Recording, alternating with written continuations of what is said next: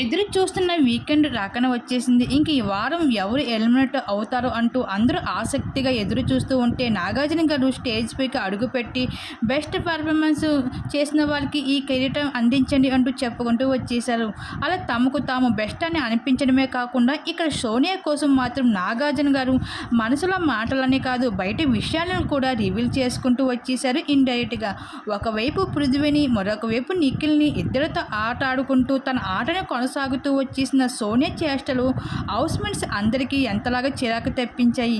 ఆఖరికి నిఖిల్ సోనియాకి సపోర్ట్ ఉండడంతో నిఖిల్తో కూడా చాలా దూరంగా ఉండడం మొదలుపెట్టేశారు హౌస్మేట్స్.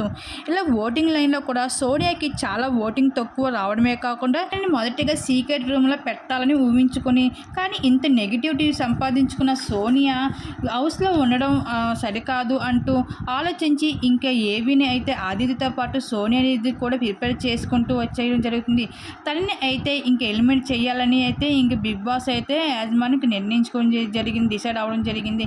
ఇంక బిగ్ బాస్ హౌస్ నుంచి అయితే బయటకు వచ్చిన తర్వాత సోనియా అయితే ఎమోషనల్ అవుతూ అయితే రావడం జరుగుతుంది, ఒక్కొక్కరి గురించి చెప్తూ. మరి దీని మీద మీరేమనుకుంటున్నారు? మీ అభిప్రాయాన్ని తప్పకుండా కామెంట్స్ అక్కడ షేర్ చేసుకోండి.